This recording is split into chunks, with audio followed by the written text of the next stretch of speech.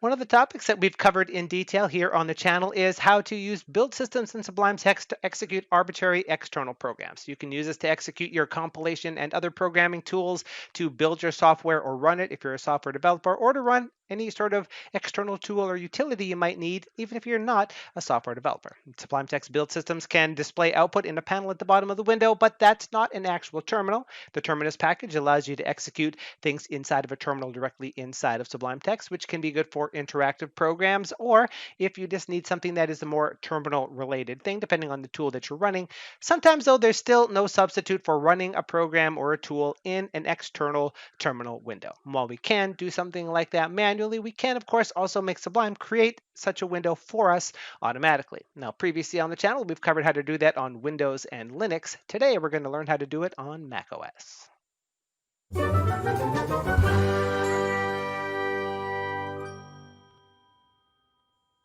Hello, fellas of Sublime Text Fanatics. Odan Nerd here. Welcome back to another Sublime Text tutorial video where we're going to be talking about how to execute a build system in Sublime Text that will open an external terminal and run the build inside of it. And despite what it looks like here in the window behind me, we're going to be focusing on how to do this under macOS today. Never fear though, if you're a Windows or Linux user, we have previously covered those topics. Those videos are linked down in the description of this particular video if you're on those platforms and you would like to know how to do this. And similarly, down in the description of the video, you'll also find a link to the playlist where we cover all of the information you need to know about build systems. So we're going to assume here in this video that you're familiar with how build systems work and how to set one up, and you just need to be able to execute the command in an external terminal window. And of course, by that we mean we want Sublime to open the terminal window for us and execute the code inside of it, as opposed to us just manually having a terminal open and executing commands, which is a great way to work. I've done that myself. A lot of developers swear by that very thing, but sometimes it's nice to have this sort of external thing happening. And keep in mind that it's also possible to execute a lot of builds of this nature directly within Sublime itself if you have an interactive program, although Sublime doesn't support that by itself natively. There is a Terminus package that can do that. It's a great package. There's a link down below to how you set up a build system to work with Terminus as well. So with all that out of the way, there is a little bit of setup that we're going to need to do to get rolling on this. So let's go ahead and skip over to macOS. I should also point out here that we're going to be doing this in a way that allows us to use the terminal program that ships with macOS. There are other terminal applications such as iTerm that you could be using. Those could potentially use a different method for this, but this is a way that should work for absolutely anybody that is working with macOS. So let's go ahead and skip on over to macOS. Corny in the Linux video, corny here as well. Now there's some one-time setup that we need to do here in order to get this running. This isn't something you need to do every time, just once. And this has everything to do with how under Windows, the command prompt allows you to execute any arbitrary string of command that you happen to provide it. That could be one thing, two things, 10 things, as we saw. And similarly, under Linux, the extern program will also accept an arbitrary string of commands and just execute them. The terminal command in macOS does not have that facility, so we need to give it a little more help. And we're doing that by way of this shell script right here, which is linked down in the description below, so you don't have to try to transcribe this out yourself. But it uses AppleScript to take whatever arguments that you provide to the shell script when you execute it and pass them to a new terminal tab after terminal has brought itself to the top. That just makes sure that because Sublime will be the application that's in focus when you run the build, not only do we want the terminal to open and execute something, we actually want it to be brought to the top so we can see what it is that it's actually doing.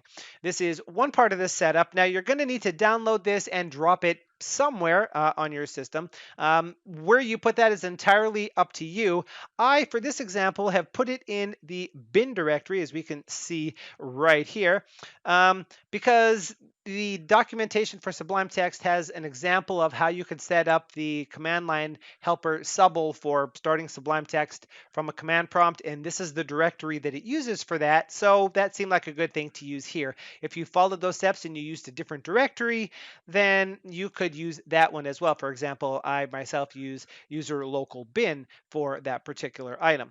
So that's why we don't see that here. So you need to have this file downloaded and put it somewhere. And as we can see here, where I have this is in users ODAT nerd bin. That's my home directory and a bin folder inside of it. There's a little bit more setup to do with that we're going to talk about in just a minute. But first, I'd like to point out that if we were to go into the settings for the terminal application itself, particularly under this shell tab here, there's an item here that says when shell exits, and there are 3 different options that we can choose here.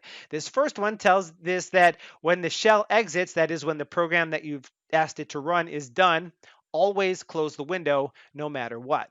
You could instead set it to close if the shell exited cleanly, which means if the command that you gave it to execute succeeded, then go ahead and close the window. Otherwise, it'll still be terminated, but the window will remain so that you can look and see if it's what exactly went wrong and diagnose any particular problem, so that the window doesn't just disappear before you have a chance to see it. And lastly, you could pick don't close the window, in which case you have to manually close the window yourself. I have it set here to close the window, so anytime the thing is done, the window automatically closes. Now we're going to jump over to Sublime Text here to point out that the directory that you put that bin directory in, or sorry, that shell script in, needs to be on your system path. That we need to tell macOS to execute that particular script, and it has to be able to find it. Now, if you put this in the same place as the subl command line helper, then this part is already done. If you haven't already done that, then you need to add this to the path. We're not going to cover that here because it's different depending on whether you're using Bash or Z shell or some other shell. So you might need to modify the bash RC or the Z profile. There's information out there that shows how to do that. If you're not sure or you just don't want to modify such a file, you can add these lines like so to whatever build that you're using, which, as we've seen in the videos on build systems, tells Sublime that when this build system executes, it should update the environment variable path, which will set it in this case to whatever the path currently is, to make sure that whatever we're actually trying to run inside of the shell script can still be found, followed by the directory where the shell script sits, which again is the bin directory inside of my home directory. And that is all we need to do set up, except for one thing, which we're going to cover in just a second. Now, the example command we have here, just like the other video for the other platforms, is just simply displaying the contents of the packages folder, which again here is wrapped in double quotes, which need to be quoted with the backslashes because this is JSON and single quotes are special in JSON, because the packages folder under macOS has spaces inside of it, and we need to make sure that those are all treated as a single argument. And if I was to execute said build, down there in the bottom of the window, we can see the actual contents of the packages folder right there, like so. Now, in order to use that script that we just set up, we would come up here and modify the shell command as follows. Select everything that is the command that you'd like to execute inside of the terminal and wrap it in single quotes like so, so that it gets provided to the shell script as a single argument. And then we just need to execute the run in terminal.sh shell script, and we're good to go, right?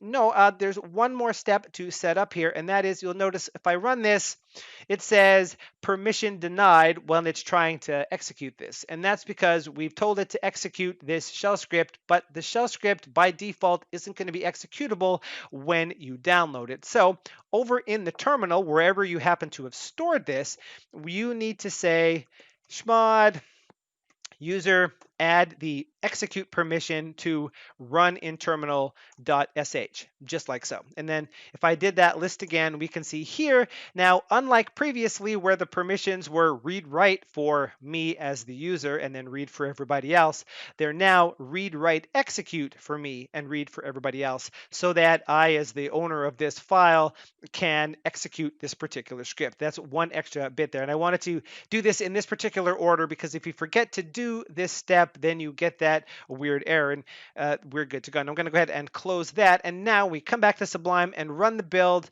and the terminal pops up. We can see the command, we can see it executing, and there is the result, and we're here inside the terminal.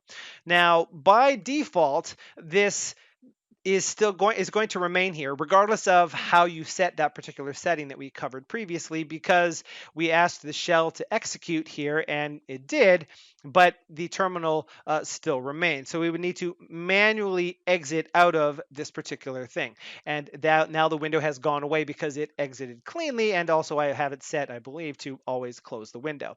Now, what you can do if you wanted the window to go away right away as soon as the build is done, and you don't want to close it manually like that, say for example, if you were running an interactive program like a Python interpreter and you manually need to enter some command to quit, and in which case you don't care if anything is running or not, we can just add a semicolon and an exit on here, which says run this command, then after it's done, run this other command, which is the the exit. There we go. That's correct. Command to exit the shell. And now when we run the build again, we'll see it. The window pops up and then immediately goes away because we told it to exit. So this is something that you do for a long running program, or something that you might want to actually exit interactively. Much like the other system, we could actually modify this by saying read. This is something that we saw in the Linux, I should say. The read command, which is built in, allows you to wait for enter to be pressed and it'll gather some input. And we could actually put a thing in here, like say, for example, press enter. That's going to be in double quotes, so that's all one single argument. And then exit the script. So now when we run it, we get it running there. It says press enter down at the bottom of the window, and when we push enter, that goes away and it's good to go. Now, much like the other examples here, we are free to execute multiple commands, as we just saw, by using semicolons to run first one thing, then the other, irregardless of what happened. We can use a double ampersand to say run the first command and then run a second command, but only if the first one worked. You do this again if you're doing something like compiling and running C. This is something you might do. So for example, we might say echo done here, like so, because we did that in all the other examples. And when we execute the build, the terminal pops up, we see the directory listing, and we see it say done because the directory listing worked. So it executes the second command. And then of course, if we were to modify this to be a directory which doesn't exist, which for historical reasons at this point we're going to do by adding a Q onto the front of this, when we execute the build, it enters the command. It says that it was unable to list that because there's no such file or directory. We don't see the echo done because that first command failed. And again, as a reminder, why is that important? If you were running multiple commands and the second one absolutely requires that the first one succeeded before you continue, you want to do something like this. The classic example of this is compiling a C file to an executable and then running the executable. If you don't use double ands, if you use a semicolon in this case, then what happens is the compiler runs. Whether or not it actually successfully compiled and created something, the executable still will be executed. So if you ran it successfully once, then you broke your code, the compile will fail in that case. And if you don't use the double ampersand, then the old executable from the previous run will execute, and you will spend quite some time trying to figure out exactly what went wrong there. In this case, we're just using echoes and LSs, and I'm going to go ahead and press enter, and the window goes away. With just that small bit of one-time setup, it's very easy to have Sublime execute a build in an external terminal window. It'll create that window for us. We can execute as many commands as we might like, serially or contingent upon the success of previous commands. We can even have the window remain open until we explicitly tell it to go away, have it go away immediately, or have it hang around just long enough for us to verify results before a single press of enter carries it away. Now here we covered how to do this on macOS, but this exact same procedure works on Windows and Linux as well, with slight differences based on the platforms. And if you're interested in those are linked down in the description below, of course, for you to see. Hopefully this triumvirate of videos, if you will, on this particular topic makes your build systems in Sublime Text that much more powerful and your life that much more sublime. And if that's the case, please don't forget to use those buttons down below to thumb subscribe and share so that you don't miss out on the next video, including perhaps ringing the bell notification icon so that you'll know know when the next tutorial becomes available. And until then, this is ODAT Nerd asking you to please have a sublime day.